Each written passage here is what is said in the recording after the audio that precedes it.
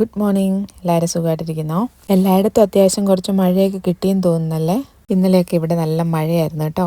രാവിലെ എണീറ്റ് വന്നു കഴിഞ്ഞപ്പം മിറ്റം ഇലകളാൽ സമൃദ്ധം. ഇനി അതൊന്ന് ക്ലീൻ ചെയ്യണം. ഞാനിവിടെ 2-3 ദിവസം കൂടുമ്പോഴൊക്കെ മിറ്റടിക്കാറുള്ളൂ. അല്ലാത്ത സമയങ്ങളിലൊന്ന് ജസ്റ്റ് ഒന്ന് കൈ കൊണ്ട് വാരി കളയാനുള്ള ഇലകളെ ഉണ്ടാവാറുള്ളൂ. അപ്പോൾ അതിൻ്റെ കൂടെ എത്തിപ്പറിക്കാൻ പറ്റാതിരുന്ന ഒരു ചക്ക പഴുത്ത് നാശമായിട്ട് മുറ്റത്തേക്ക് വീണു. ഈ ചക്ക വീണ് കിടക്കുന്നതുകൊണ്ട് ആ സൈഡ് മുഴുവൻ നല്ല മണമാണ്.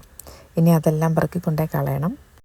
അങ്ങനെ എല്ലാം നല്ല നീറ്റാക്കി ഒരു വൈകുന്നേരം ഒരു കാറ്റ് വീശിയാൽ എല്ലാം തീരും.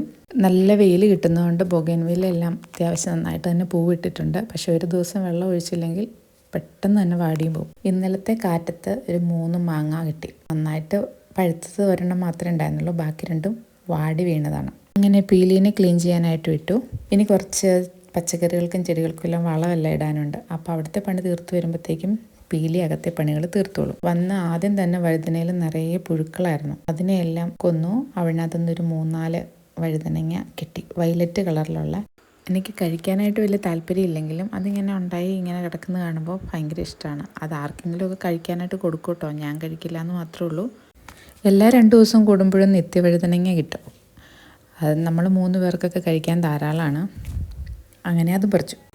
വെയിൽ കൂടിപ്പോയിട്ടാണോ എന്നറിയില്ല, കുറ്റിക്കുരുമുളകിനൊന്നും ഒരു ഉഷാറില്ലാത്ത പോലെ. എല്ലാത്തിനും കുറച്ച് വളമെല്ലാം ഇട്ട് കൊടുത്തിട്ടുണ്ട്.